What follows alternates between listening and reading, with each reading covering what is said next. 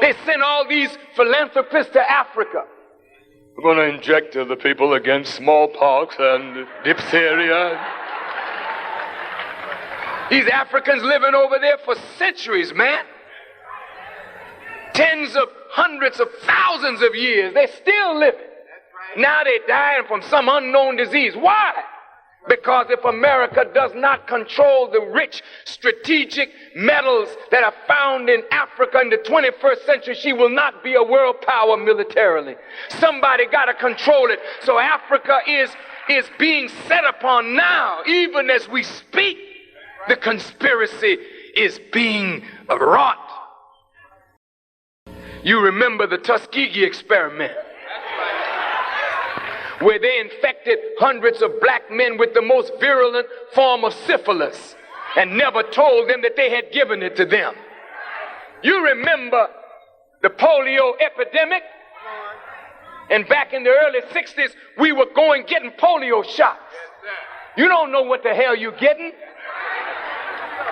Now it was Dick Gregory who exposed the fact that millions of Americans were injected with a polio contaminant called SV40, which was cancer itself. And now many of us who had no connection to cancer, now cancer is the #1 killer in our community. Black men, the #1 killer of black men is prostate cancer. White men too, but black men more. We're being dealt with, and we don't even know it. You run out of Mississippi, you ran out of Georgia, you ran out of Alabama and Louisiana. You either gave your land away, sold your land away, neglected your land. Now you are dependent on the merchants of death in these beautiful, big conglomerate food service. You buy the food, you don't know how long it's been dead, what chemicals are used in it. You know nothing about it. You don't know how it reacts in your body. You just eat it. Then you go and you drink whiskey and wine. You eat pork. You eat all of the hormones that they inject into beef and lamb and pork to fatten it up quick. You don't know the results of it. You take steroids to get big muscles. You're so sick. You're poisoned right now, dying with poison all inside of you. They don't mind killing a few white folks just to get at you. So white folks are dying with AIDS. They put a stigma on the gay and lesbian community. It didn't start with homosexual behavior. It was spread like that through experimentation in prisons. Right. Go ahead. That's right. That's right. They sent all these philanthropists to Africa. We're going to inject the people against smallpox and diphtheria. These Africans living over there for centuries, man. Tens of hundreds of thousands of years. They're still living. Now they're dying from some unknown disease. Why? Because if America does not control the rich strategic metals that are found in Africa in the 21st century, she will not be a world power militarily. Somebody got to control it. So Africa is being set upon now, even as we speak. The conspiracy is being wrought.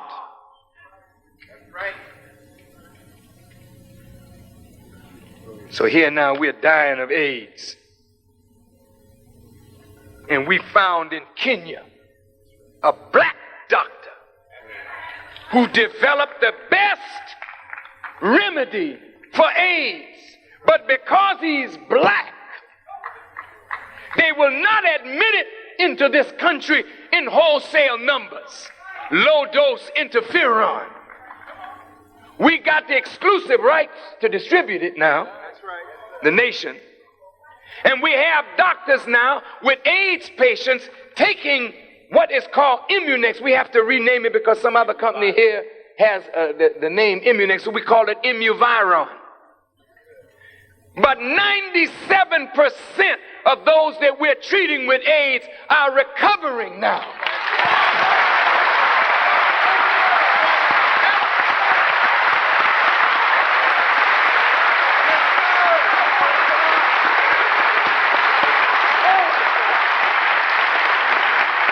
And we don't care what your color is, what your religion is. If you got AIDS and we can help you, we'll help you out of it. But mainly black people are suffering from this. I say to the government of America, is this what you plan for an entire people who have served you? And you're not planning our death. You're planning the death and destruction of America as a nation. Because God will not allow us to go this way. And then you make the children of those whom your fathers enslaved very angry and very hostile. And that's not going to be comfortable if you keep this up. God is working against you. And the population is awakening, both your population of whites and ours.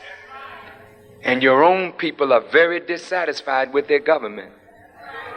And that's why less than 30% of them went out to vote in the primaries, because they are disenchanted.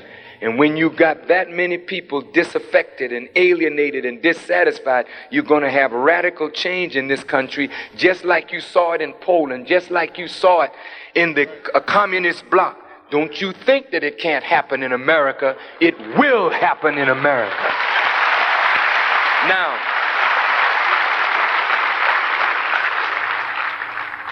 you know that since the collapse of the Soviet Union, the last remaining monies of white America doesn't have any of it marked with you and me as any priority. You know that. Whether Bush gets in or Clinton gets in, it don't make any difference. That's right. That's right. One is Lucifer, one is Satan, and the other is the devil, the other is the dragon. Vote for whoever you want. And none of them gonna do you any good. None of them. I don't care what they say. I watch what they do, and there's no president, Democrat or Republican, that done a damn thing for you and me. I'm talking about the masses of our people. To give a few intellectuals some kind of front job means nothing to the suffering masses. And if the masses don't benefit, the classes don't count. We on track? Yes, sir. So now, America's $4 trillion in debt. The major banks, America used to be in the top 6. Now she's not even in the top 20. You know the scandal that rocked the savings and loan industry is costing billions, nearly $500 billion to solve that problem. Mr. Bush said he'll help to solve it. He'll bail out the banks, but he won't bail out the cities.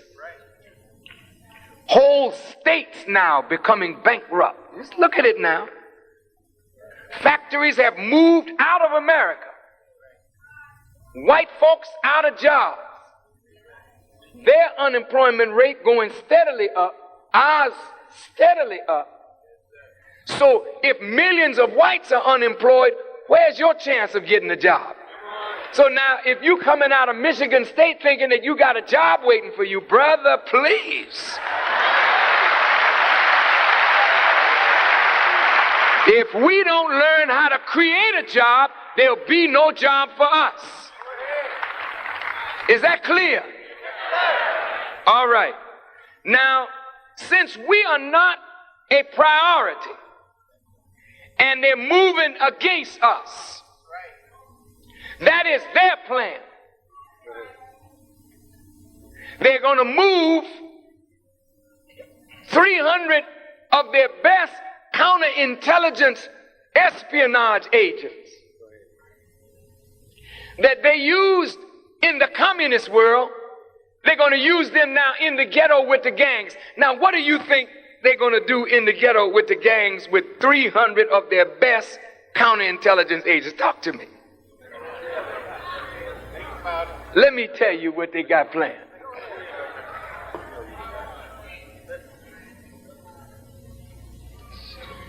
You can call me what you want, but I know you. And only death will stop me from talking to my people about the wicked plans of this government against my brothers and sisters. And even then, death can't silence me. It's over for you. It'll never be over for me. There's no death for Farrakhan. I'll come at your behind from the grave.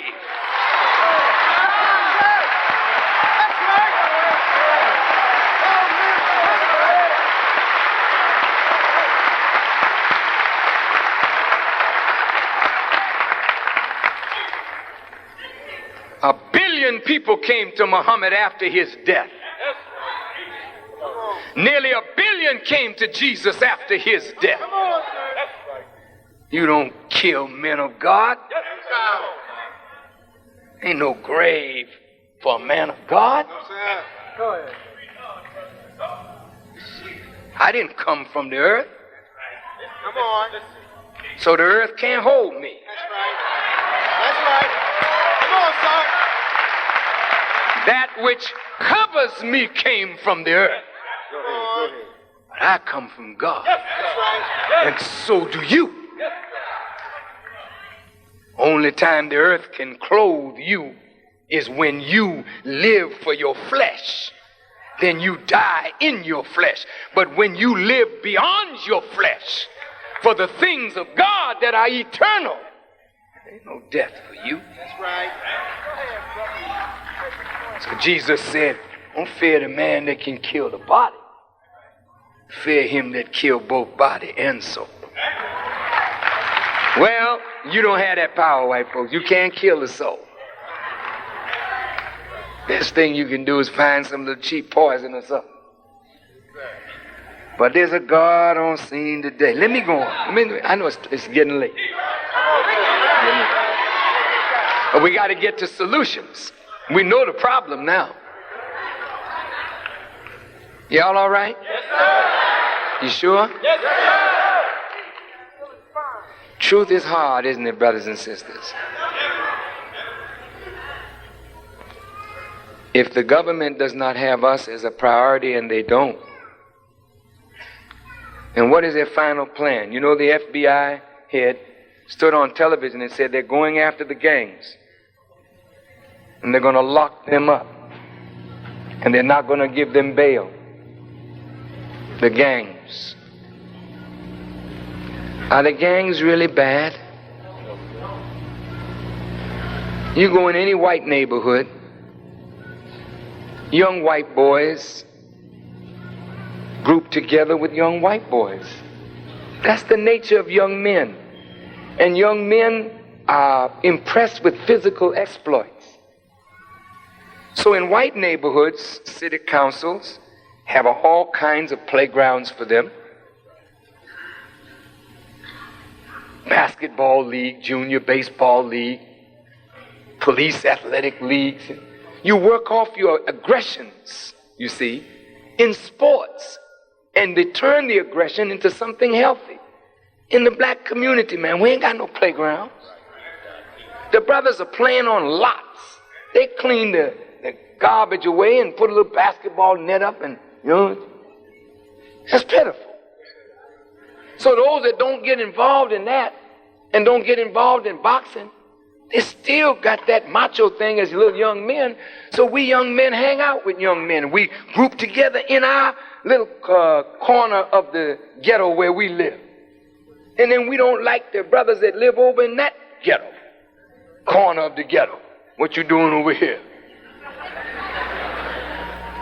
So it becomes aggressive, and then we fight each other. This is what we did when we grew up.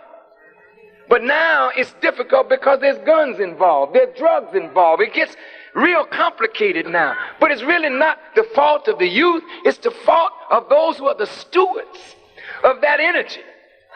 We have failed our young people. We intellectuals, we the parents, have failed to provide a future for our children. We're sitting around waiting for white folk to provide a future for us, and we have not done our job to provide a future for ourselves. It is not for white people to provide a future for black people. It is for black people to provide a future for themselves. And as long as you sit around waiting for government to do for you what you could unite and do for yourself, then you'll always come up wanting. Now we're going to deal with solutions. The gangs are being fed guns and drugs. And there's only one organization left now that really speaks to the needs of black people. That's right.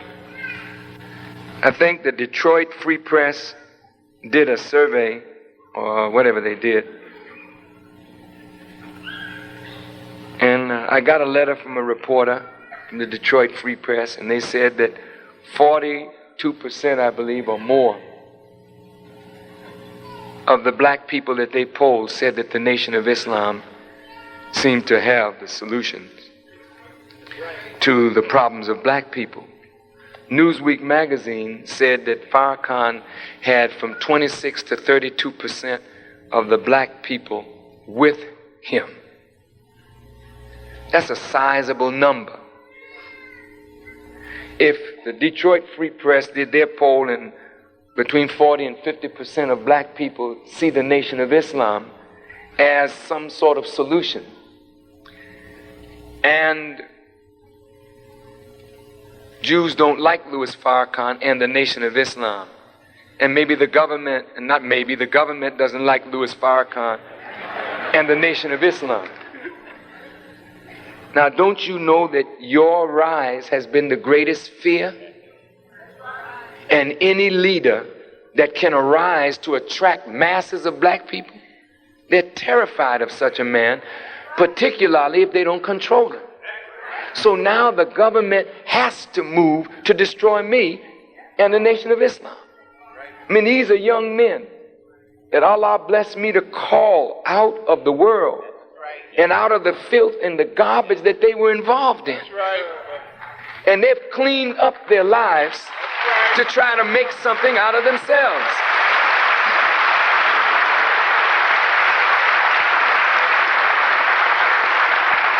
Imagine 1 million like this. Imagine 2 million like this. Imagine 5 million like this. You understand? Now when you begin to think numbers, you think like white people who are in power. See, and we've done something to these blacks, and we know that they don't like us.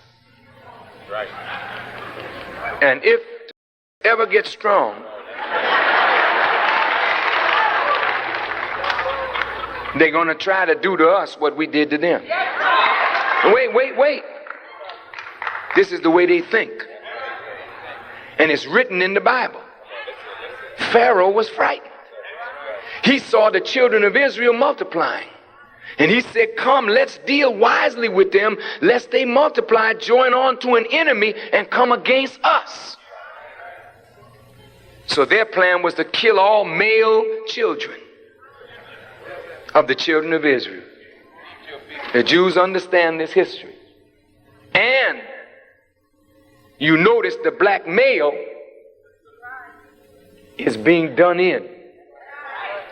The poor sisters almost are hopeless in terms of finding a black man that will be a true mate to them. It's really sad. The black male is going. You visit all the college campuses, you see black females in preponderance. black females in law, black females in medicine, black females in engineering, black females in science, but the black male, he's in basketball, he's in track, he's in football with his major in black studies and psychology. Please, that stuff don't work on babies today that you call psychology. All right. The black male now is being decimated. Here comes Louis Farrakhan. I'm not a big man. I'm not a muscular fella. At least I wasn't. I'm just a little fella with a trumpet. And evidently my people are listening. Now white folks say, we gotta stop him. Because he riles up those niggers.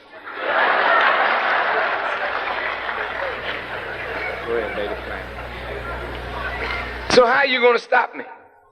What did you plan to do? Very quickly. You know, when my brother Malcolm X was alive, white folks didn't like him. And there's no sense in you thinking that now that he's dead, they like him anymore. But Malcolm's legacy stands. They don't have one living leader to pit against me. They tried it with Reverend Jackson. And they tried it with others. I'm telling you the truth. And it didn't work. So what you gonna do with me now? The IRS is busy working. Can we get him on tax? My friends in the Justice Department and the FBI, they have a 100-man squad that watches Farrakhan. Farrakhan watches.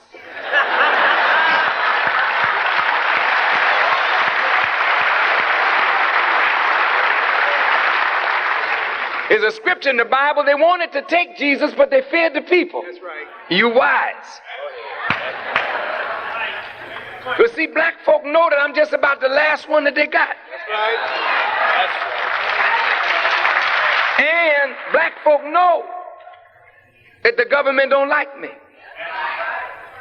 And if I just fall and hit my toe, they're going to blame the government for it. That's right. That's right. And only God knows what's going to happen after that. But even if they don't rise, I'm telling you straight up, when Bush comes against me, God will move on Bush. Watch what I tell you. When the government, when y'all get tired of hearing me, and you think that you got power to destroy me, then come on and watch my God tear your behind to pieces, man.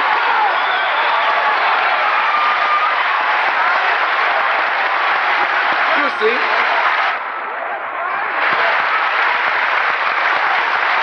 You can't be in America like this without a God. And I'm not talking about your God. I'm talking about my God. That's right. Just like the Jews could talk about the God of Israel, I'm talking about the God of the nation of Islam. And he's not no spook, he's not no spirit, he's a real live man. But he got power over everything. Now you mess with us and see. We don't carry no weapons. We don't need no weapons. God is our rock. He's a living God, a real God. The God that the scripture said would come in the last day. He's walking with us. He's present among us. He's backing me up. Otherwise, I'd have been a dead man a long time ago.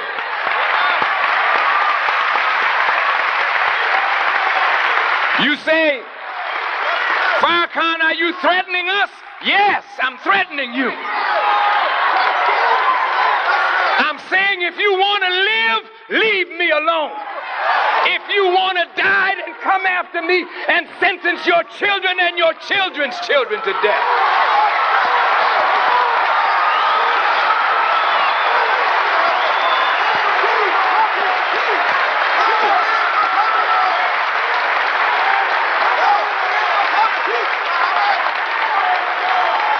You kill your last prophet. You won't kill this one. Say, you're a prophet, I'm more than a prophet. A prophet can't handle this work. This work is too big for prophet. This is a work for God. This is the day of the Messiah.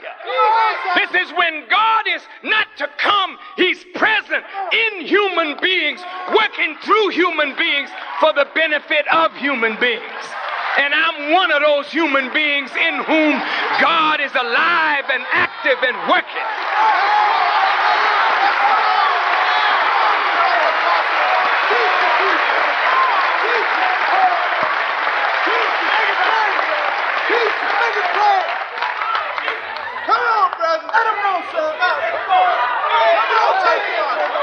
Killed all our leaders. Every one of them that displease you, you killed them. But I'm telling you, if you want to live, you better reason with me. If you want to die, then come against me. I'm nothing. Just an insignificant human being. But it's not me that you got to worry about. It's the God that backs me. The one that can destroy you in the twinkling of an eye.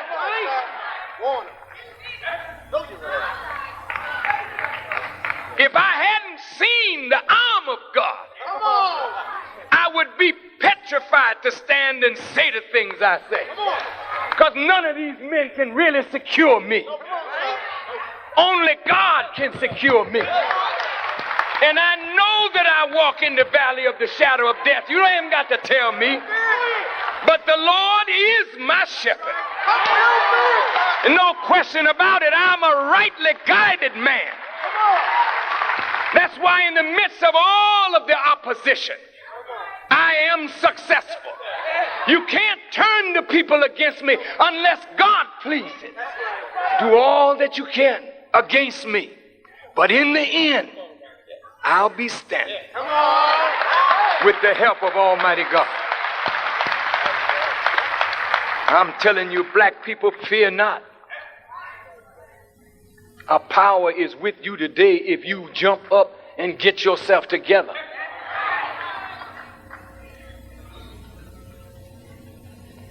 They intend to raise my brother up from the grave.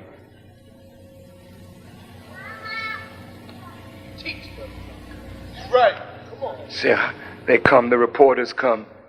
Why do you think there's so much talk among the youth about Malcolm X? I mean, I don't even answer you. Because we know that a dead man can't raise himself up from no grave. It's living people that do that. There are sincere black men and women here who love Malcolm, but they don't have the power to raise him up and write articles in the paper. That's your job. That's your plan. Your plan is to raise Malcolm, but not raise him like Malcolm really was. You don't want that. So you're going to make a movie to trivialize Malcolm. To trivialize the teaching that raised Malcolm. Talking about how Malcolm changed black America. Yes, Malcolm couldn't change black America until a power changed him.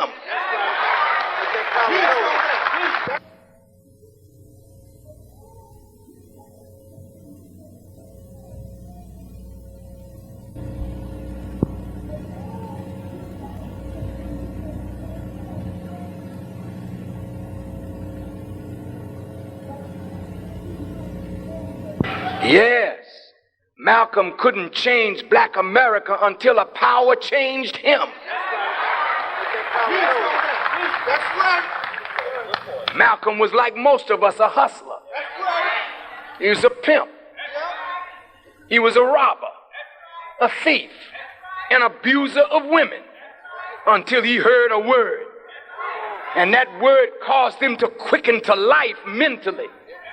And then he read everything in the prison library, starting with the dictionary. Malcolm only went to the 8th grade of school, but he handcuffed your scholars and whipped them in debate because he had a superior knowledge. You don't want that, Malcolm. What you want is to raise Malcolm up to hero status, knowing that you have the guns in the ghetto among our young people who are formed into what you call gangs. You got one of the best black actors around today, Denzel. And Denzel will play Malcolm to the bus. Spike Lee is a sincere person. He's not an insincere man, but he doesn't really know the history.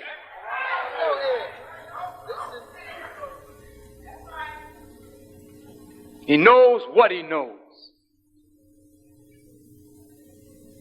White folk are not going to put $33 million behind any movie made of a black man that's not going to serve their purpose. Don't you understand, brothers and sisters? This is part of the trick.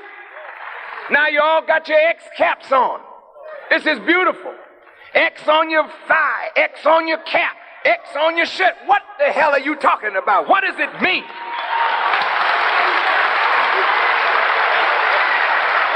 Huh? You know where that X come from? It's a mathematical thing. It stands for the unknown. Malcolm's name was Malcolm Little. Little wasn't his name. Little was the slave master that owned his father. So when they branded their horses and their cows and their pigs, they named their niggas. So that's why you're Johnson today. Jones, Smith, O'Reilly, Overbrook, Underhill, Roundtree, green, white, black, blue. You got Italian names, Jewish name, Irish name. You ain't none of that. English name. You're not that. You're a black man whose origin is from God, but you were brought from what is called Africa. You don't speak an African language. You don't wear an African name. You don't have an African presence because you were robbed of that by white people and given their culture, their religion, their name, their language, their learning. That's right. That's right. So when he met the Honorable Elijah Muhammad taught him that was a slave name, and he gave him an X because X means unknown. We don't know who you are, but if you're qualified, you can wear one of the righteous names of God. So when they buried Malcolm El-Hajj, Malik El-Shabazz. They didn't bury him Malcolm X, and they didn't bury him Malcolm Little. So you got your X. Now you better come on to the man who's really giving them out.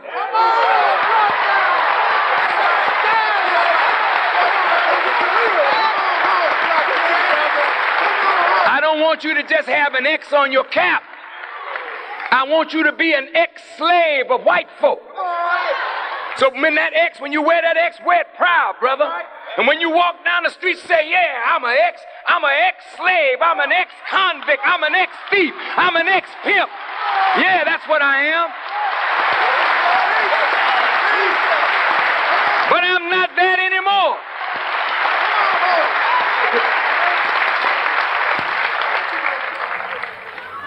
All right, let's wind this up. Solutions. Now, since white folk don't have a solution to our problem, and their only solution is the solution they've used all along, genocide, that's not going to work. It won't work for us, and it won't work for America.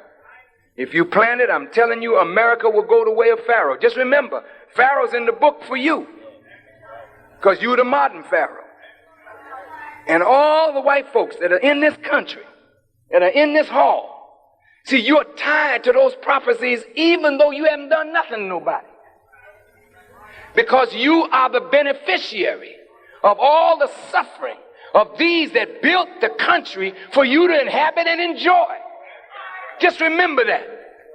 So unless you repudiate the ill-gotten gain of your father, maybe you won't have a part in the future New World Order. Not the New World Order envisioned by George Bush, but the New World Order that comes with a man in Scripture called the Christ, or a man in the Quran called the Mahdi or Muhammad.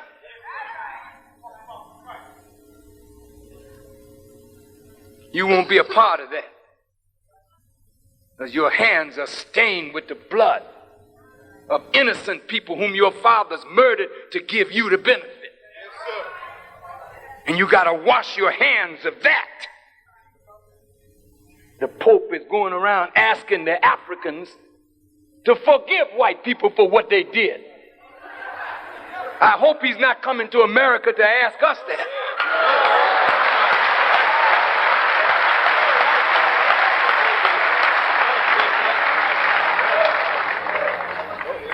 The Pope should come to America and say to white people, repent. Repent for your evil. Make atonement for your evil. Then say, black people, will you forgive? We are a forgiving people. That's why we don't kill you now.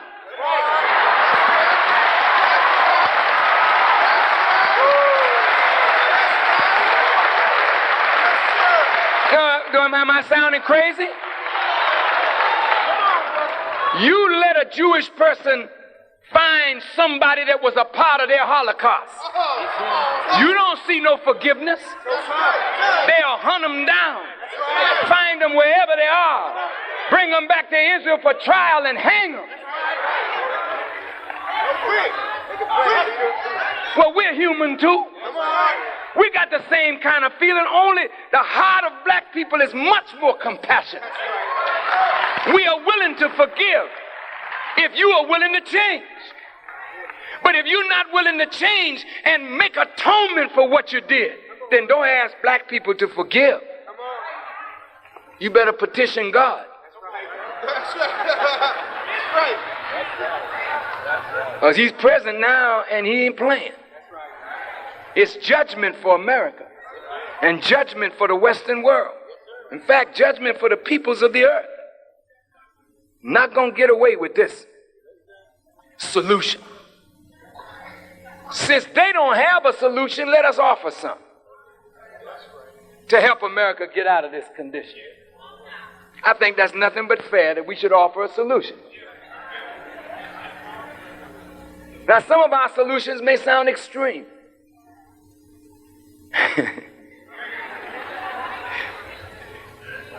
But I'm going to start with the extreme one first. And if you don't like that, I'll put it to the side and get less extreme. Now, let's admit it. We're already segregated. Worse than we were before. We're poor, ragged, hungry, naked, out of doors. Don't have any land and no means of producing wealth. A nation of consumers with a steadily declining income base to consume anything. All right, let's deal with this now. Solution. America. We help build you. We didn't come on no Nina Pinta, Santa Maria, no Mayflower. We weren't no Puritans looking for freedom from persecution. We were tricked and kidnapped and put on board ships. And I say to the Jewish people who are present, look, you get this book, The Secret Relationship Between Blacks and Jews. You get this book. I've sent it to every Jewish leader who I could read up on, rabbi, all the Congressional Black Caucus, all the black leaders, leading persons in media. This is our research of the history written by Jewish historians and theologians from their own pens. This is no writing of Louis Farrakhan or any quote-unquote anti-Semite. This is from the Jews themselves. We have 4 volumes. This is volume 1.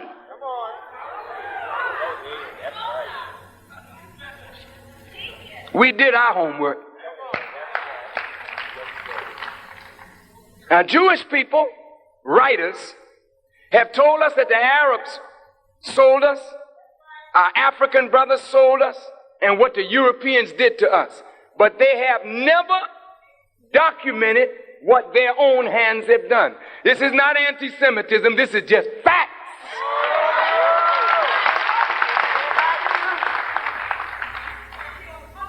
Now, Jews were involved heavily in the slave trade. They owned the ships. They ran the ships. They owned the plantations. They made money just like they make money in distribution of records and tapes and books, and they made money in the distribution of blacks. They abused our women. They were a part of the destruction of the black mind. Yeah, it's all here in their own handwriting, not mine.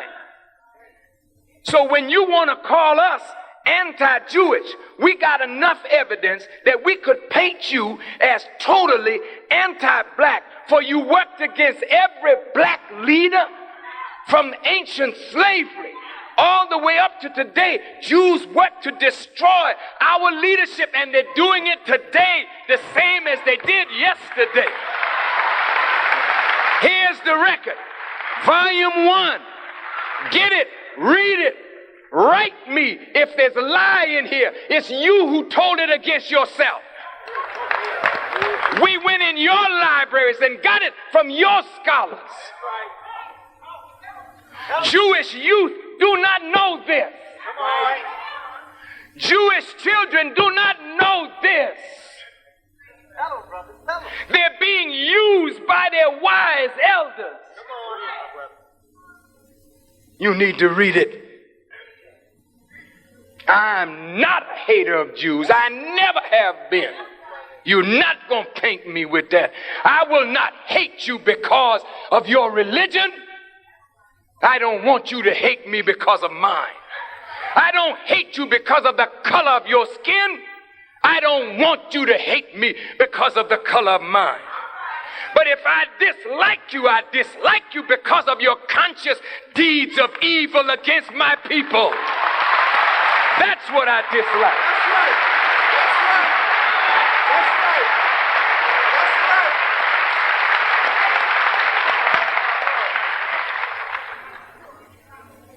Well, why are you putting it out in a book? I want to prove my point.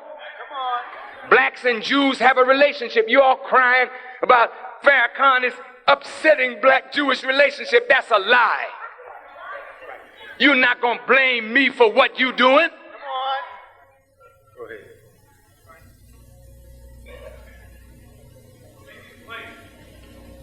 If we're going to have a relationship, it got to be meaningful. That's right. It's got to be beneficial on both sides. Yes, sir. There's not going to be no more master-slave. That day is over. That's right. That's right.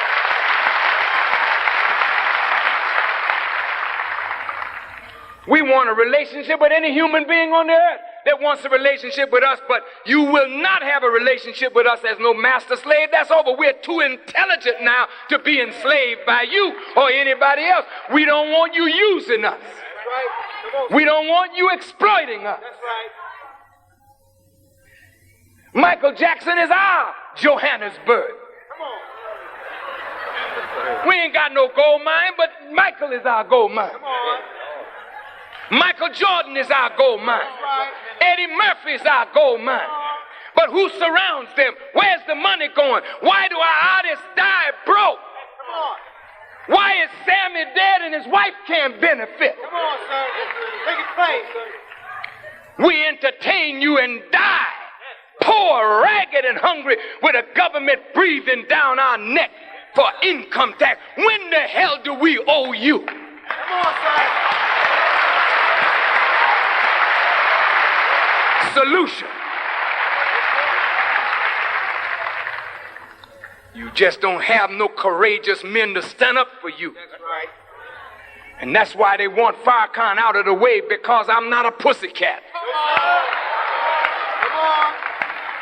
on. A pussycat can't wake up lions.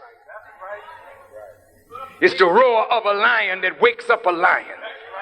And that's why they got you in the jungle or in the desert in Egypt. The body of a lion with the head of a black man on it. Because you're a natural ruler. Not only of the jungle, but you're a natural ruler of civilization. But you're asleep, as the Bible said, there's a lion asleep in Judah. Who's going to wake him? You can't send no pussycat to wake up a lion. And if they can steal the roar of this lion, then you'll stay a pussycat. But if they can't steal my roar, then pretty soon there'll be a roar from every corner, from every nook, and from every cranny in America and in the world. The lion is up. The lion is roaring. The lion is moving. The lion will return to power again. Yes,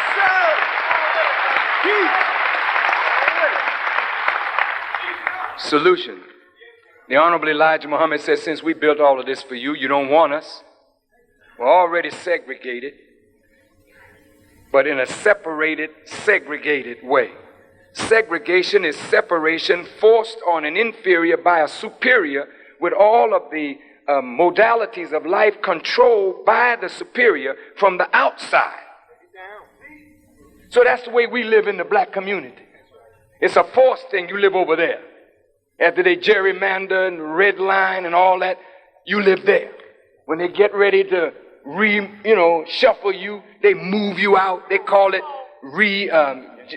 gentrification or urban renewal or Negro removal, whatever they call it. They have a word for it. And they move you out, put you somewhere else, and you stay there till somebody come and move you again. Because mentally you're not alert. You need to be awakened. So since we're already separated but not benefiting from it, in Detroit, the minute we try to set up a school to teach black men, because black men need a special kind of teaching, a special kind of training. Here come the city school board trying to fight to close that down. White people now fighting to close down because it's segregating boys and girls. Well, look here. I went to an all-boys high school in Boston. I went to boys Latin, and then I went to boys English. Wasn't a girl nowhere. Wasn't nobody complaining. It was girls Latin. Wasn't nobody complaining. All of a sudden, you so integration-minded.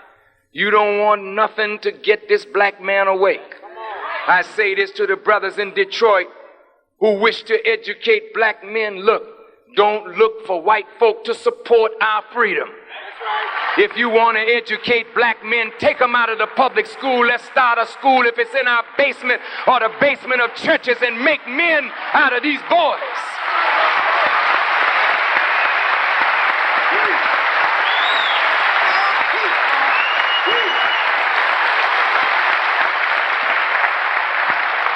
You got to stop asking for permission from white folk to do what we got to do.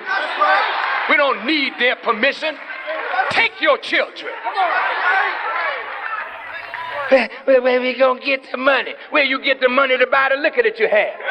Where did you get the money to buy the dope that you had? Where did you get the money to buy them sneakers for $120 and these designer foolish clothes? Where did you get that money? That's where you gonna get the money to educate your babies. You're just a nation of beggars that beg for what you want, or buy what you want and beg for what you need. You're pitiful. Back to solution. Number one, if you will allow me, I would like to go to the government on our behalf.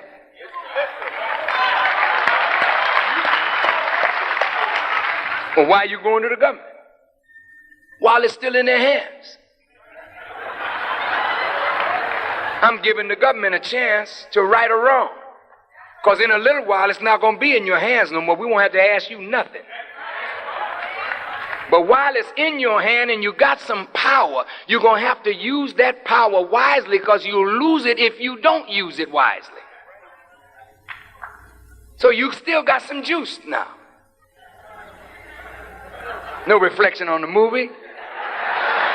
But you have a little juice, so we'll go to you. Since we helped build this country, we never got anything. You don't want us. You have nothing to do for us. You say we're permanent underclass. You can't integrate us. You can't mainstream us. So look, Pharaoh, you have to then let us go. Wait. Now, that's your Bible. And the Quran too, Muslim. This is live Quran now. That's a real live Pharaoh in Washington. That ain't no book Pharaoh. That is no biblical Pharaoh, no Quran Pharaoh that you can read about in no page, brother. That's the real live monkey down there. Come on. That's right. Keep saying. That's right. With some real power to kill. We got to go to him. Say, look, this is my people. You see them suffering, dying? You have no future for them. I'm asking you, let them go. But give them a good send-off. What do you mean a good send-off? Well, since we helped build this country for you, maintain you, what is our lives and our labor worth? Don't you come giving us no few dollars of your worthless money. We want some of this earth that we can call our own, where we can begin to do something for ourselves. What are you suggesting, Farrakhan? I'm suggesting you separate us into states of our own. Are you suggesting we give you states? I'm suggesting that we earn them. You didn't offer us even Rhode Island, the smallest state you got. You haven't offered us nothing for our labor and our lives. Don't you let them offer you no white woman. And that's payment. Don't you let him do that.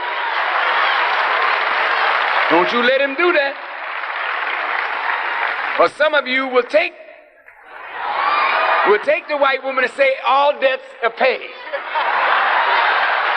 Don't you do that, slave. Don't you do that. Don't do that. The modern Samson got to be a little wiser with this modern Delilah, brother. Let's move right on now. We need territory. We got to have enough land to provide a future for ourselves. Well, we don't have any land to give you.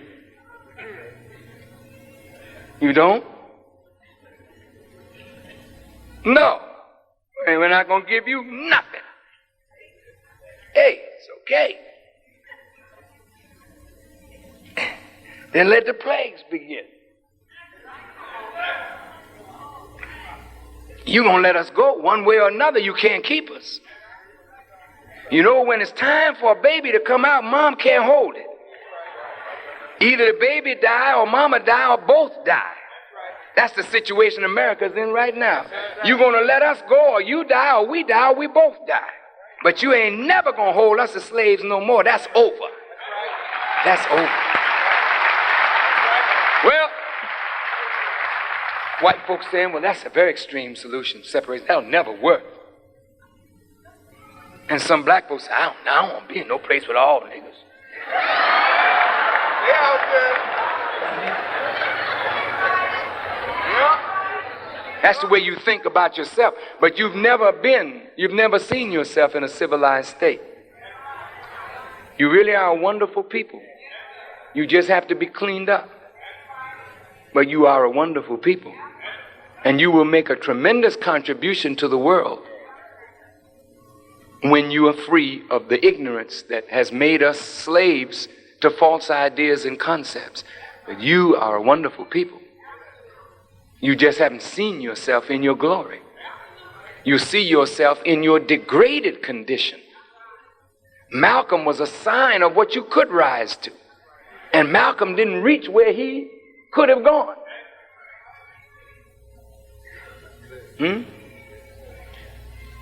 White folks wouldn't know what to do if we left.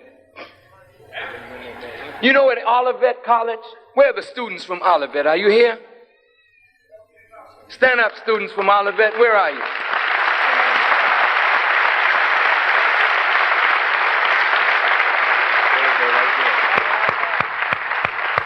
To the students of Olivet, I want to say to you students, all the students of Olivet, I hope I get a chance to meet you before we leave. But brothers and sisters, let me tell you something. You're on an all-white campus, which this is too. You know, I mean, just a few of us here. But these two young brothers were jumped and beat up for some alleged disrespect to some white girl. And this is always the way it happens. They kill us over some disrespect. You know, if we were like that, there'd be a lot of dead white folk around there, wouldn't there?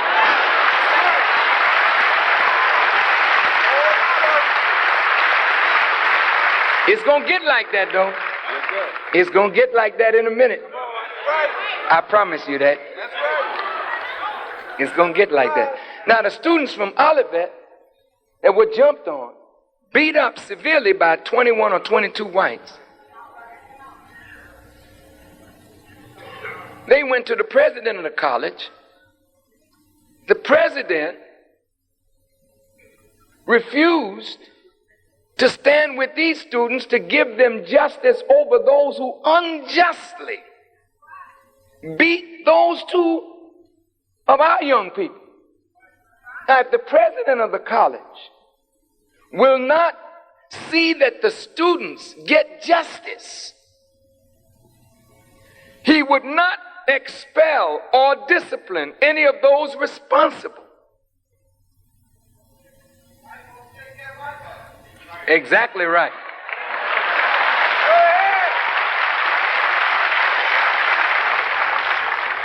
The city police couldn't offer them protection, even though the Klan had threatened to move on them. And the campus police would not offer them protection. So what should my brothers and sisters do? Should they stay there for what? You know what Jesus said to his disciples? If you go into a city and they don't want you, wipe the dust off your feet and move out. Look, brothers and sisters, I don't have this education. But I'll sit down with the best of your scholars. And you can't go into any discipline that God hasn't shown me something about it that will even deepen your understanding of your own discipline. Because God is at the center of all knowledge. And his knowledge of all your disciplines is absolute. Yours is theory. I'm not saying that I know your discipline better than you. But all I have to do is listen to you talk. And I'll see into what you know, something that you probably don't see into it. I'm just telling you that God's honest truth. And I'm not being vain or egotistical or bragging or boasting. But God knowledge is superior knowledge. Brothers, look, and sisters, if they will not protect you, you don't need to be there. If the president of the college will not see that you get justice in that society, you don't need to be there. Go where you're wanted, go where you're respected, and get your education. And if you're not respected in any place, can you read? Then you don't need none of this. You don't need any of this. All I got, all Malcolm got, he got from reading. And that's why the Holy Quran opened with the prophet when Allah said to him, Iqra, read in the name of your Lord. who creates man from a clot and taught man by the pen what man knew not. Read when you know how to read. And I'm not talking about just read words, but when you know how to read into words and extract the rich meaning from words, you don't need this place no more. You can read and become as heavy as you want to become. The only thing you won't have is a piece of paper from white folks saying that you have a degree. I don't need no paper. And you don't either. You need the knowledge, not the paper. The paper is not the knowledge. The knowledge is the knowledge. And it is the knowledge that gives you power, not paper that gives you power. So you students, stand up like men and women. You made a right decision. And don't go back unless they change towards you and give you justice. Otherwise, leave them alone. And that should be right here in Michigan. You paying for it.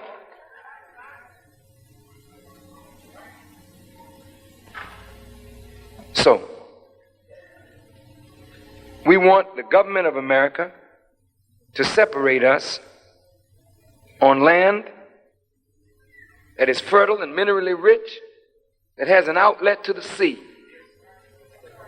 And for our suffering and labor, we want them to take care of us in that land for the next 20 or 25 years until we can go for ourselves. The Honorable Elijah Muhammad said, if we can't do it after that, then you can bring your army over and shoot us all down because we'd be worthy of it. You say, well, what makes you think we're going to take care of you for 20, 25 years? You've been taking care of Israel for 25 to 40 years. You can take care of us. Israel haven't built nothing for you. That's your welfare state. You can handle that. We built this for you.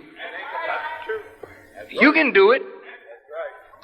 See, God has given you an alternative. He's given you a way out. You can take it and live. You can live. That's what it's about. It's down to your death or your life. Oh, man, I got to talk to you straight word. You're going to die if you don't do it right. The country won't be here if you don't do it right. You're going to have to give justice to this black man or you will not live. God is here to kill you for what you did to our fathers. He's not a God that's going to let you slide unless you do what is just by his people. This is the real Israel that you need to pay attention to. I've heard, wait a minute, don't applaud too fast. I want you to listen. I've heard Christian theologians tell white people we have to be careful how we treat Jews as the chosen people of God if we want the blessings of God. I say you got it half right. See, the real truth of that is this is the real Israel here. These children of Israel right here, these black people.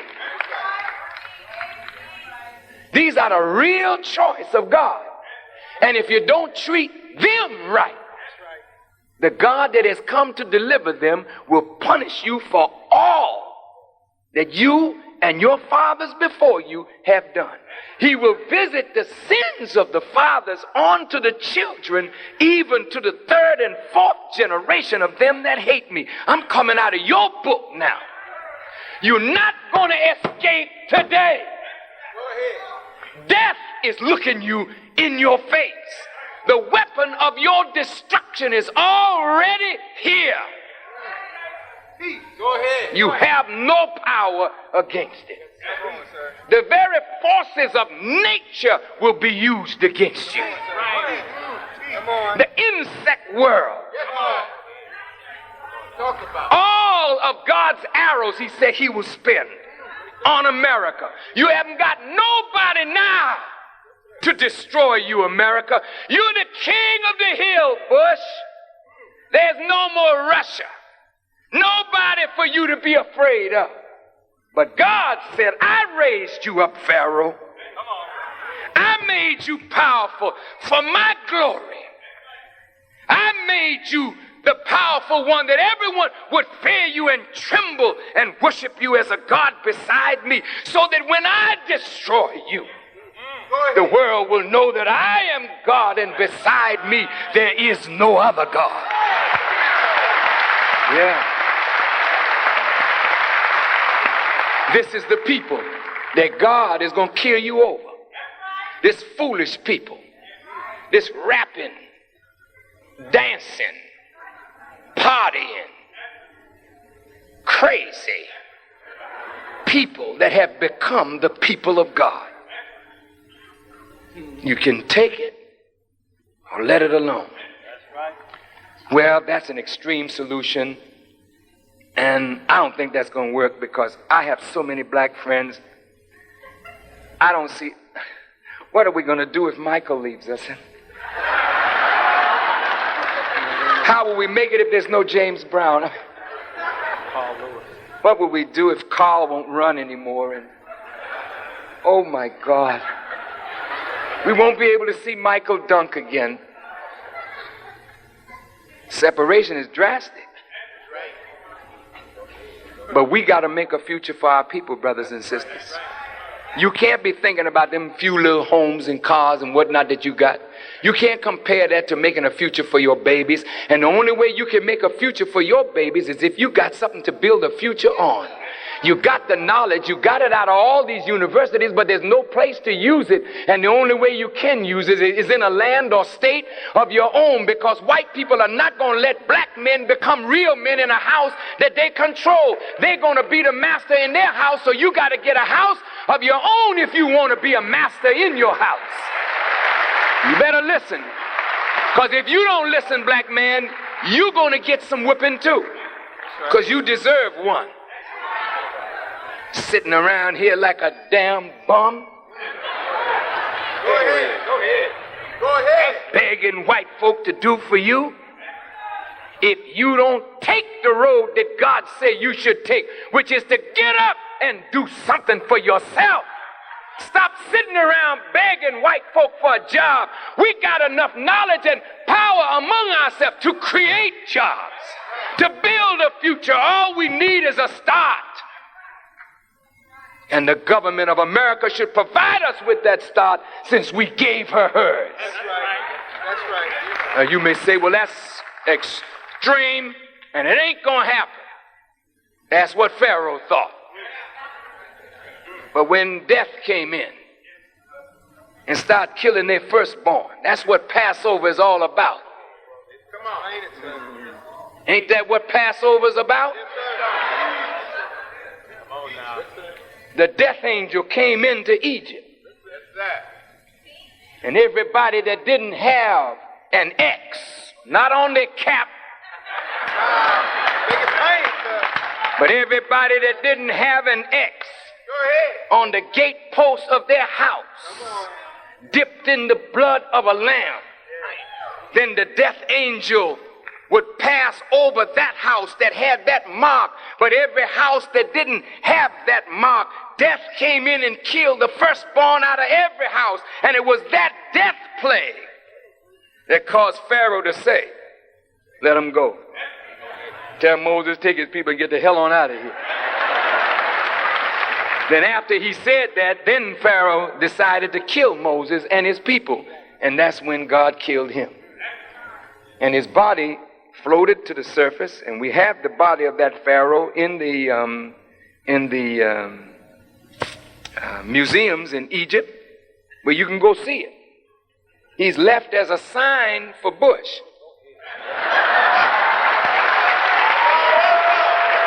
Or whoever your next president is going to be, that man got some serious decisions to make. Because you're not going to kill our people. You're either going to let us go or do justice by us, or we're all going to die. That's right. That's right. Now, I'm going to bring it real clear now. Yes, sir. If that solution is too extreme, let's put that off to the side. Go over in the corner with that one. Put that in the side. Now, let's deal with something else. There got to be a solution. Okay, here's option number 2. Yes, sir. Option number 2 is this. Look, I got to go to the government again. Look, Y'all paid reparations to the Japanese. You illegally deterred them in concentration camps. You illegally took away their properties. You admit you were wrong. Now Congress has agreed to pay the Japanese reparations. Good.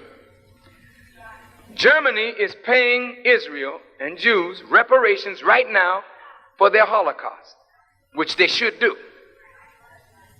East Germany had to agree with that when they formed the union with West Germany. They agreed. Fine. Precedent has been set. Good. Damage has been done to these, my brothers and sisters, black people all over the Western Hemisphere. I'm speaking specifically of the United States, but all over the Western Hemisphere, we've been damaged. Damaged mentally, psychologically, morally, spiritually, humanly. Have we not? What is it going to cost America in reparations to the children of the slaves who worked for 300 years for nothing? Add that up. Add up the lives that were lost in the Middle Passage, coming from Africa to America. Conservative estimates about 50 million. You talk about your Holocaust. Let's talk about this one that you and your people were involved in, the Black Holocaust. Let's talk about that. Add up the destruction of the black mind, where human beings were dropped to the level of animals and then written in your Constitution as 3/5 of a human being. Just add it up. Add up after slavery. Come on. Every black leader that stood for us, how the government that we pay taxes to plotted against those leaders, murdered those leaders, deported those. Add it up. Just add it up. How you going to repair this damage? You don't even know how. We know how. That's right. God has given us the guidance how to repair broken black minds. This is what we're doing now. With no money, no help, just the help of God, we're preparing black minds, repairing black women, black men, and making them social beings again. They're not where we're going to be, but we're on the road to a high level of civilization. We know how to repair the damage. But now, will America say, yes, we were wrong, and here's reparations? Now, what will reparations be? Yes, it will entail some money. You got a lot of gold there in Fort Knox. We're glad you stored it. You stored what you stole.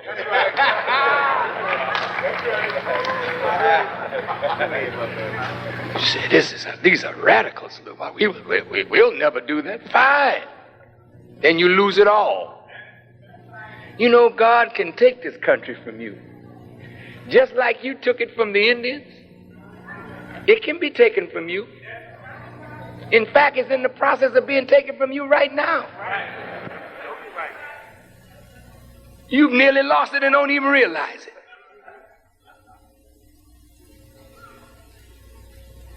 It's really sad, boy. Y'all got a chance. This time is running out. Time is running out. Reparations will help black people to go for themselves. Yes, sir. Look at all the education that you have. Just with some reparations from the government, if we used it wisely, we could become a productive community right inside of the United States. Now look at this possibility. You got over 750,000 people in prison. Our young men. There's no rehabilitation for them in prison, is there? Here's part of the solution. Here's part of the solution. If they don't want to give us reparations, Let's go down another notch. We didn't give up our claim to Africa. We still have a claim on Africa. That's ours, isn't it? Suppose we go to our black brothers, since Africans were involved in putting us in this condition. Just like the book said of Joseph, Joseph's brothers sold him into slavery.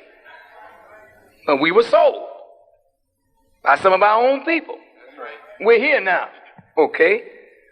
Well, will you give us some territory? You got plenty of it over there that's unused. Check this out. Territory, fertile, minerally rich, outlet to the sea. We don't want to be landlocked. I already have places in mind. Wait.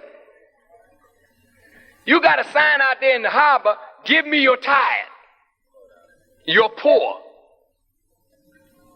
Your huddled masses yearning to breathe free, the homeless, tempest-tossed, send them to me, because I lift my lamp beside the golden door. So you've been a camp, a haven for refugees. Well, now, I got a light. But I'm not a statue. That's right. I'm saying to America, give me my brothers and sisters out of these jails. Wait. Don't clap. Think. Who started America? The convicts from Europe had a chance to leave Europe and make a new reality. That's why America's here, because some convicts, not the social elite, but some convicts, along with some enterprising intellectuals, wanted a new reality. Who started New Zealand and Australia? Convicts. Some of the most brilliant black people in this country are right in these jails, but nobody's trying to reform them. You know that the only rehabilitation in the jail is the Nation of Islam. That's right. We go into jails, and that's how Malcolm got reformed. We went in jail and got him. And we'll go in jail and get our brothers. We got many of these out of jail. That's right. Give us your tithe. You're poor. The huddled masses yearning to breathe free, the wretched refuse of this teeming shore, send them to us.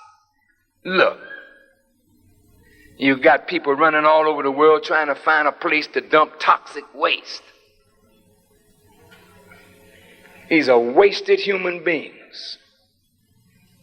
We know that there's promise in each one of them. Instead of building new prisons, give us the funds that you use to keep them in prison.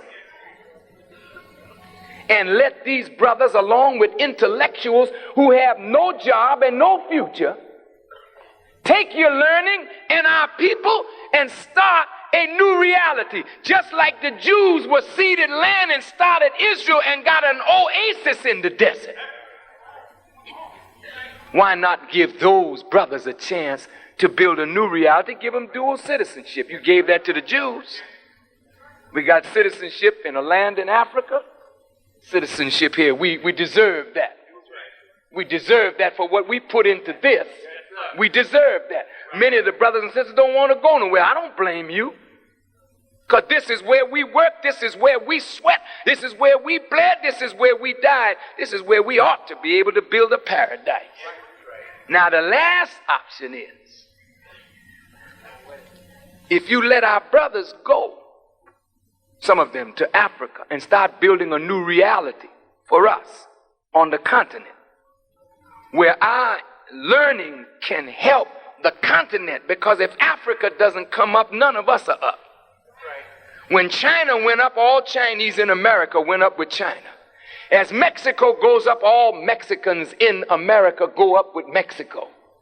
When Africa goes up, all Africans in the diaspora go up with Africa. So the learning that we have acquired we will now be in a position to offer it to the continent as well as to ourselves.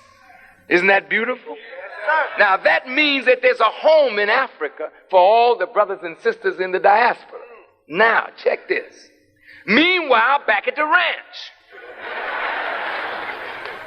there are many millions of us that now don't want to go anywhere. Ain't no criminals, so don't want to take a chance. Not a convict, so don't want to take a chance. Well, the brothers that are in prison languishing, they don't care. They've already told me, man, if this comes through, I'm ready. Anything beats a prison cell.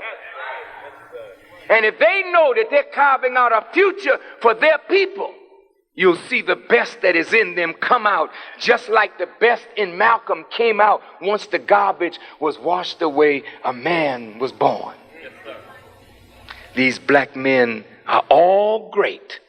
They just need a chance to prove their greatness. Now back in America, the last resort, we can build a paradise for black people right here. How are we going to do it? Out of the American economy right at this time, we get something in the neighborhood of $220 billion a year, most of which goes right back into the hands of white people. We have proposed a 3-year economic savings plan. If 50% of black people already agree with the Nation of Islam and trust Brother Farrakhan, I'm asking you to go one step further. I'm asking you to take $10 a month and send it to the 3-year economic savings plan. Now just look at this. If there are 40 million blacks in America and 20 million are with us, and they put aside $10 a month, how much is that in 1 month? 200 million cash dollars in 1 month. In 1 year, how much is that? That's right. That's 2,400 million or $2,400 million cash money in your hands. That's yours, in a treasure. I'm asking you to trust Farrakhan. We don't have no other national leader that can call on us to pool our resources, and we do it. I'm the only one left. And I don't want to die as a man making speeches. That is no help to you. I mean, the speech is good, the word is good. But now we got to concretize this word into some reality to pass on to succeeding generations. Now look, white folks, look at what this means to you. If we got $2,400 million in 1 year, that means in 3 years, we got over $7 billion. That's not a lot of money, but it's liquid that can be leveraged. Now, you know Joseph in the Bible. He became a big, powerful man in Egypt where he was sold a slave, right? How did he do that? He got over the grain house. Well, what's the grain house in America? Michigan, Iowa, Illinois, Kansas, Nebraska, Indiana. All that area produces wheat. The farmers are in trouble. They don't mind selling. We got money, we buying. The Japanese buying up America, the Dutch, the English, why not us? We don't have the power to take it, but we have the power if we unite our dollars to buy it. Now to take this, give me that hand mic. Thank you, sir. Testing. Yes. This is, can you give me some juice? Hand mic. I know it. Yeah, it's on now. Thank you, sir. Thank you very much. This is paper. But if you can put this to an exchange for earth, then you got something to build a base for yourself. Now suppose we got some of these farms in Iowa, in Kansas, in Nebraska. See, we're not going to farm like they farm, feeding their people death. And since we believe that God is with us, if it don't rain for you, don't worry about it. We're here now. That's right. That's right. It's going to rain for us because the God that makes rain, hail, snow, and earthquakes is with us. So we just pray for rain, brother. You the righteous. Call on to God and watch the corn grow. Watch the wheat grow. Now you harvest your wheat and your corn, your grains. You begin to get in the food business now. Everybody buys food. Now think about all the people in the ghettos. You start producing food. Now check this. You buy land for dairy cows. You set up your dairy. Follow me now. You buy land and you start farming. Don't you knock the farmer. The farmer is the engine of every nation. You go to the earth now. Here's where you begin. Check it now, brothers, sisters. Watch. You set up a canning factory. You take your peas and your corn and you can them. Your squash and your greens, which means that in the major cities, you need warehouses and supermarkets. Now you set up your own supermarket. Forget the giant food. You the giant now. Are you listening, brother? Now you bring your money to your supermarket. You buy First Baptist peas. I don't care. You can name it that. Second Baptist corn. Messianic squash. Nationalistic asparagus. Red, black, and green. Whatever. But it's yours. Now all of us, we don't care about religion here. We're all buying from our supermarket. Now your clerks, jobs. You got to have trucks in order to get your food from the farm to your warehouse. So you got to buy trucks. So here we go now, white folks. We got to come to you now. We got the money. You can't say, nigga, get out. We want a Peter built. We didn't build it. Peter didn't build it. We want one of your nice Kenworth trucks. Want the tractor and we want the trailer. We want it refrigerated. How much are you charging? We need 10. We need 20. We need 30. You're going to give us a good deal because we're buying cash. And we know you love cash. We get the trucks. Check it out. You all right? Let me show you how this works. You got jobs for truck drivers. Now you got jobs. You're moving your produce from your farm to your warehouse, from your warehouse to your supermarket. Now you got your cows grazing in your fields, bringing you milk. You can put a black face on it. That's right. Sam's milk. Oh! Whatever. And you don't buy nobody's milk but yours because we're going to make it wholesome. We're not going to cut no corners. We're not in it for profit. We're in it for the health of the people. No matter what their color, we want a healthy people. Pretty soon white folks say, man, them people, they got good product. We're going to their warehouse, cheaper too. We're not going to argue. You take our dollar, we'll take yours. Very nice. Now we're competing for the dollar. You got it, brothers. Now look, you're providing food. You know the food industry is a multi-billion-dollar industry. So as we begin buying from ourselves, raising our own chicken, raising our own lambs, our own beef, now that money is in your hand, back in your circle. Now you're dealing with food. Now you go to clothing. You got the cows. They gave their hide to white folk. They give it to you. Take the hide, brother. Dye the hide. Make you some shoes. You know these white folks' shoes hurt our feet.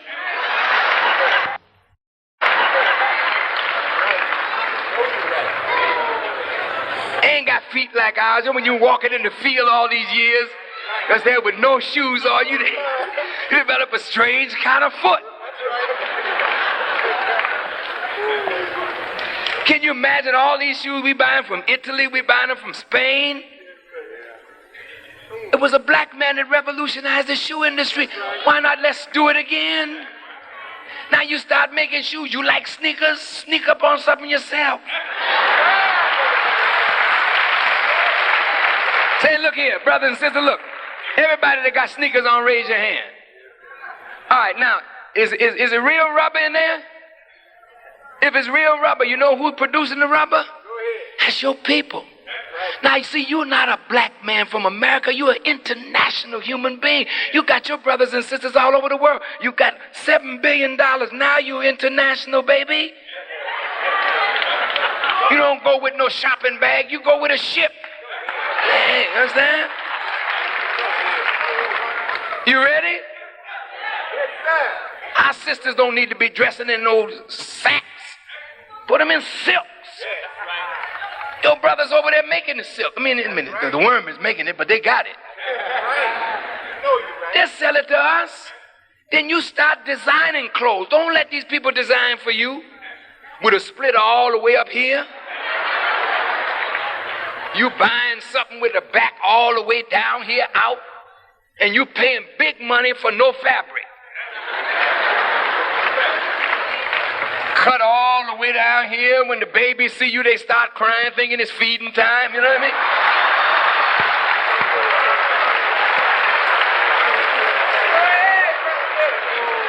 And you know these designers don't design for black bodies. You know, we're kind of big in the back. We have some behind there. You know what I mean? The white folk got these flat things. You know what I mean? Black folk got shapely.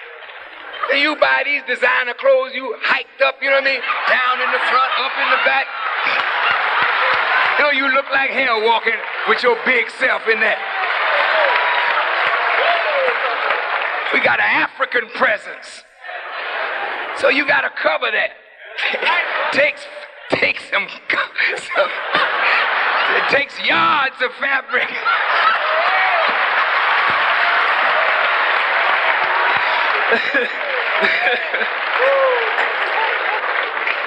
Now you're into the clothing business. You set up factories all over the country. You're making clothes. All these underwear we got on, who making them? You buying underwear, a little strip over here, a little strip there, a little $20 for what? An elastic with some pull it. You don't think we can make underwear? You don't think we can do this for ourselves? And you become a trader if you buy anybody else's underwear. So once you start sewing up your clothing business, now your money is building in your treasure. Now you go to housing. You got lumber on your land. You turn the trees into lumber. Turn the clay land into brick. And you start building homes for yourself. Not these ghetto dwellings, but real homes that you can live in. Look how the developers come in and take the ghetto, buy it up, knock it down, and build. That's what it's written in the Bible that you would do. Rebuild the wasted cities. And it starts with a 3-year economic savings plan with a black man you can trust who will not sell you out. Look.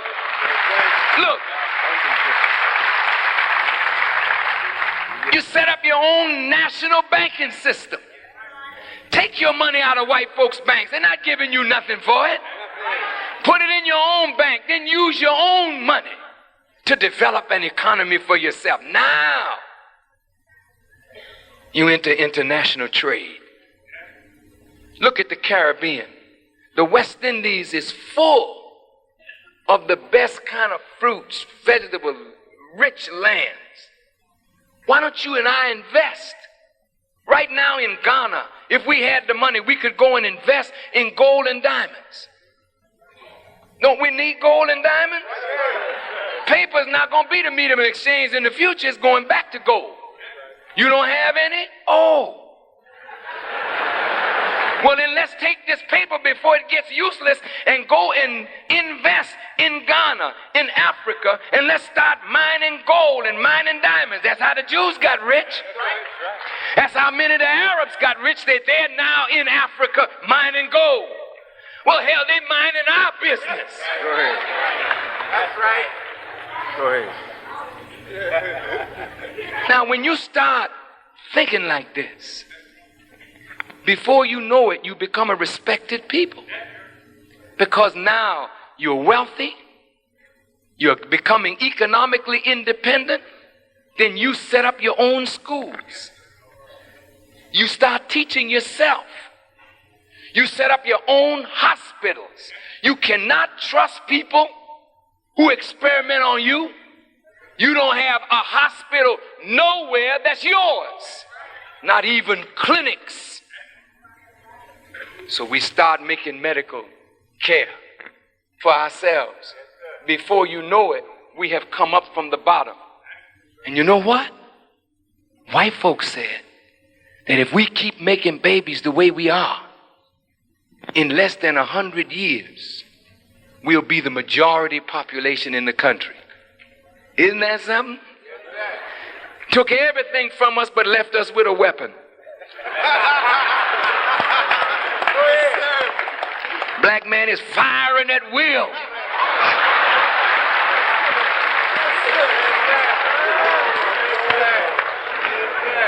Every time you look around, a new one coming.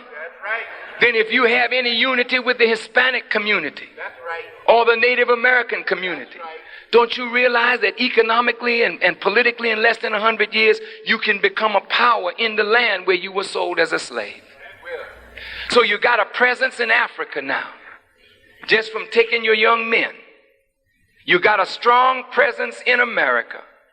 You're avoiding the AIDS crisis because we got the solution to that.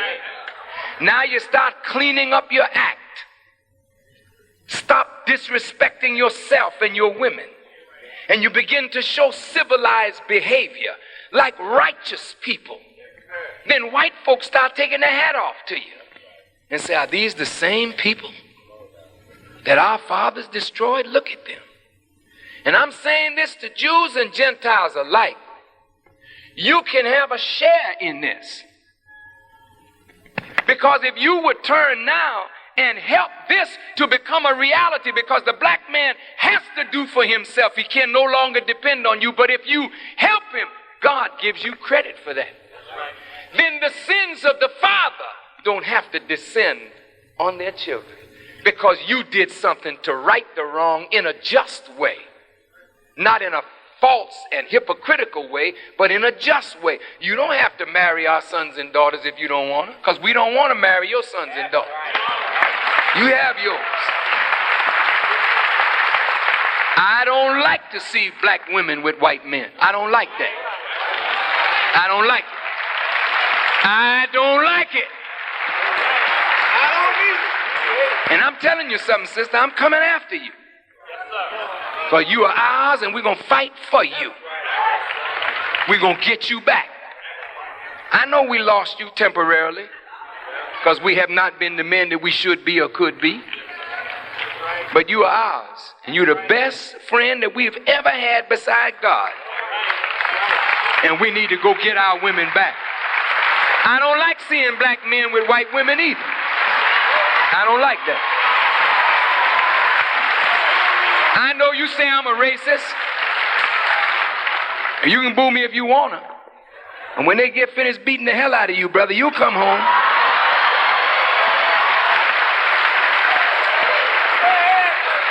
And I'm going to tell you something. These white men are getting sick of you. They'll let you have her for a minute, but today, the conservative mood in white America is getting worse and worse and worse. So you just keep on walking down the street with that beautiful white lady talking about how much heaven you in. And you'll find yourself going somewhere quick. We don't know whether it'll be heaven, but you sure won't be here. These white boys gonna stomp you for that. Leave her alone. What do you want her for? Come on. Well, no, I'm asking you a legitimate question. What do you want her for? Because all during slavery, when our women were looking beat and bad, she was looking fine and pretty and smelling sweet. And we always desired the slave master's daughter. And she kind of liked you too. She wanted to have an African experience. You understand? She heard that Africans were animals, you know. And somehow, you know, I kind of like dogs, you know what I mean? But we'll just have an animal house here. So here's old Sam. Always wanted him a white woman. White folk used to hang us for looking under her dress when it was on a clothesline.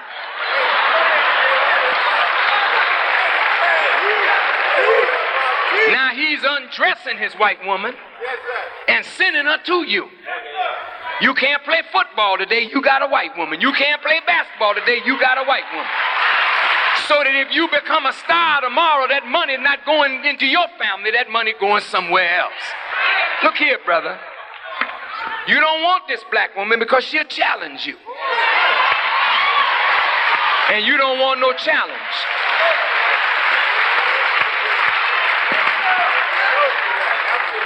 I want peace between the races. And the only way you're going to have peace between the races, let the white man have his white woman, you give us our black woman. Now, of course, love transcends all, don't it? Doesn't it? The question is, are you really in love? I'm going to ask you, white man that got my black sister, do you really love her? You're a damn liar. How in the hell you gonna tell me you love my sister and don't love the father, that black father that produced that black woman? And you're a damn fool if you think that that man loved you.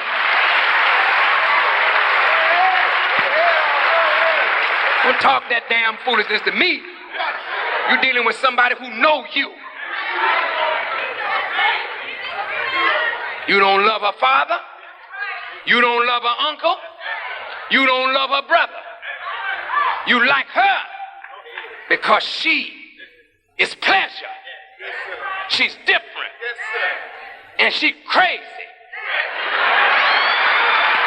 Yeah, you crazy as hell, sister. I'm just telling you straight up. You ain't got no sense. I know you're getting angry with me, but I don't care. I say you crazy as hell. Ain't no white man gonna make you a black woman. Don't you know the first thing that they call you is booty? Shake your booty. Well, what is booty? Now, wait a minute, Farrakhan, let's not get vulgar. I'm not getting vulgar, but ask Jewish historians.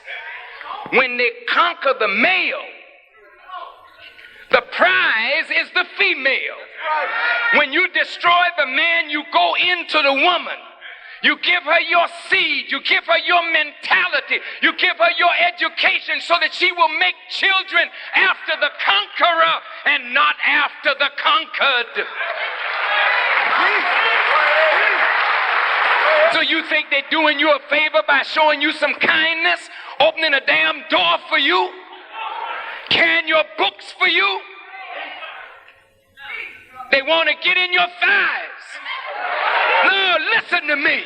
Because they know damn well they're not going to see the hereafter unless they put a seed in you that will bring their white behind into a black world.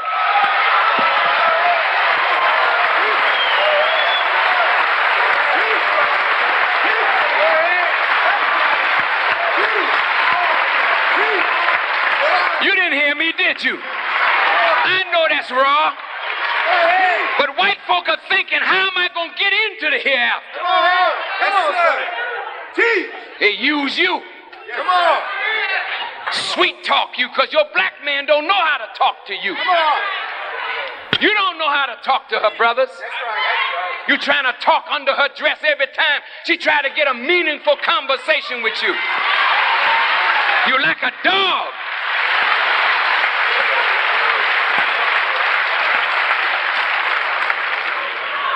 White folk come to her real smooth. Hello, Sadie.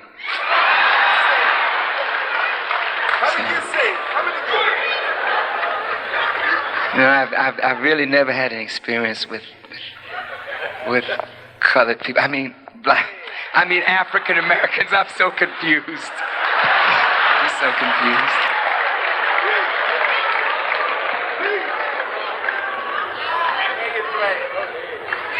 And she lays the same hype on you, brother. I've never been out with a black man before. It's quite a new experience for me. You people are so, muscular.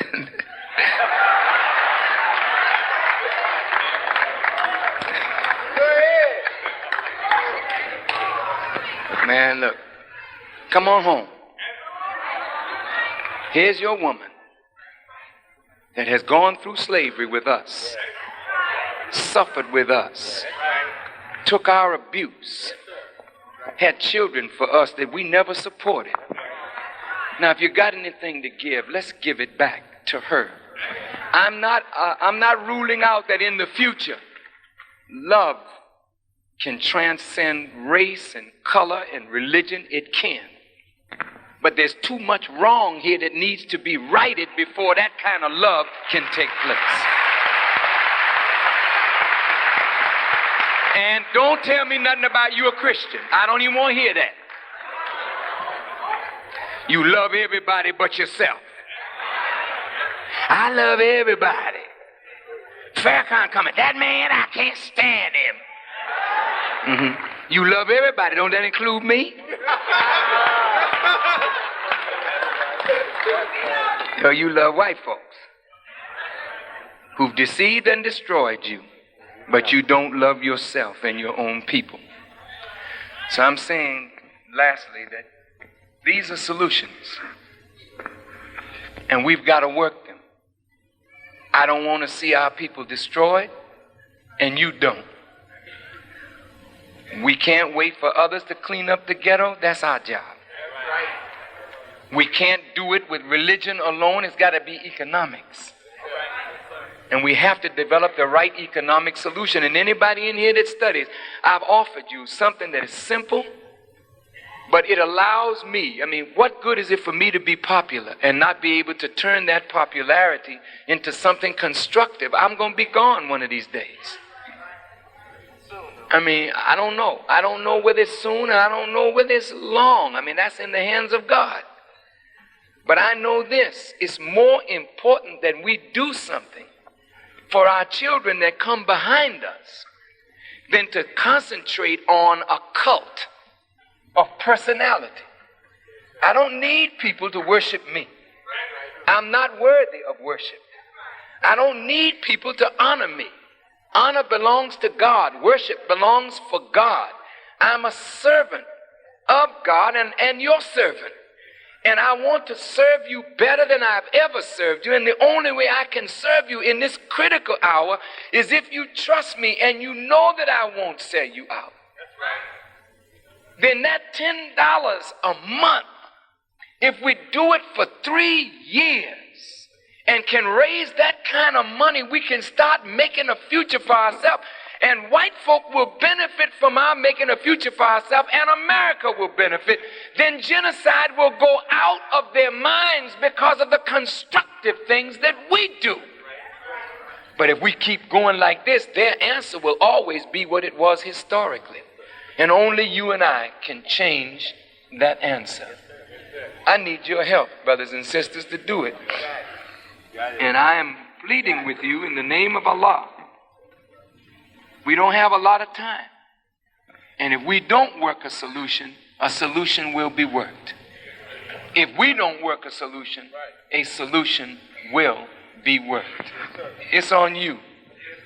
It's on you. If my words were a little harsh,